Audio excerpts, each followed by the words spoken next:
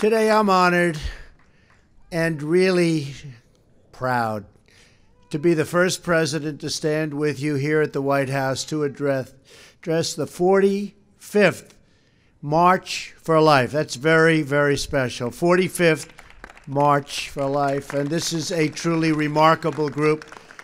Today, tens of thousands of families, students, and patriots, and really just great citizens gather here in our nation's capital.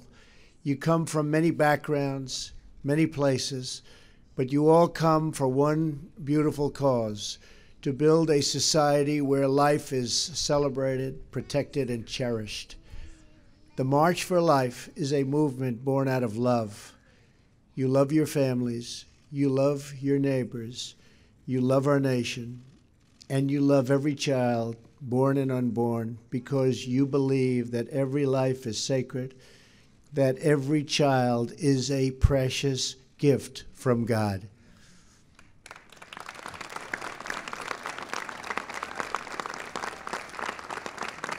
We know that life is the greatest miracle of all. We see it in the eyes of every new mother who cradles that wonderful, innocent, and glorious newborn child in her loving arms. I want to thank every person here today and all across our country who works with such big hearts and tireless devotion to make sure that parents have the care and support they need to choose life. Because of you, tens of thousands of Americans have been born and reached their full God-given potential. Because of you. You're living witnesses of this year's March for Life theme, and that theme is Love Saves Lives.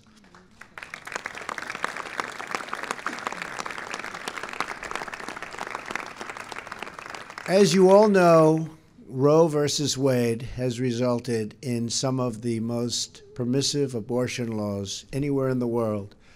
For example, in the United States, it's one of only 7 countries to allow elective late-term abortions, along with China, North Korea, and others.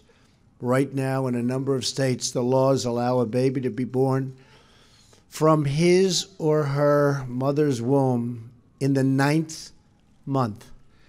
It is wrong. It has to change. Americans are more and more pro-life. You see that all the time. In fact, only 12% of Americans support abortion on demand at any time. Under my administration, we will always defend the very first right in the Declaration of Independence, and that is the right to life.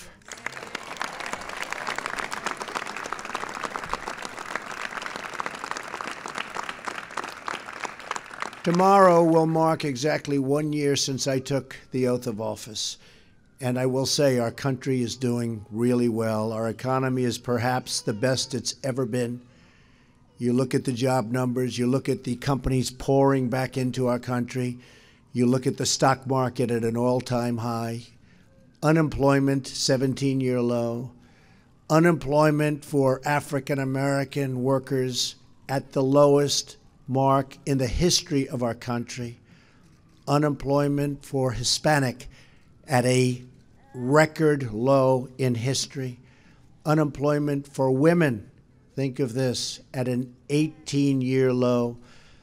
We're really proud of what we're doing. And during my first week in office, I reinstated a policy first put in place by President Ronald Reagan, the Mexico City policy. I strongly supported the House of Representatives' pain-capable bill, which would end painful late-term abortions nationwide.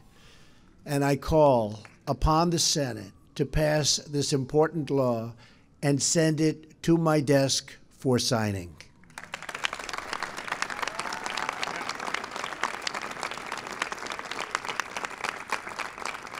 On the National Day of Prayer, I signed an executive order to protect religious liberty. Very proud of that. Today, I'm announcing that we have just issued a new proposal to protect conscience rights and religious freedoms of doctors, nurses, and other medical professionals. So important. I have also just reversed the previous administration's policy that restricted states' efforts to direct Medicaid funding away from abortion facilities that violate the law.